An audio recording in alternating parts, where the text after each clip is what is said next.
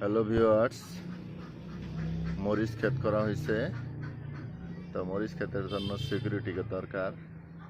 1000 টাকা কেজি মরিচ, যার কারণে সিকিউরিটি গার্ডের বেতন হবে মাসিক 30,000 টাকা।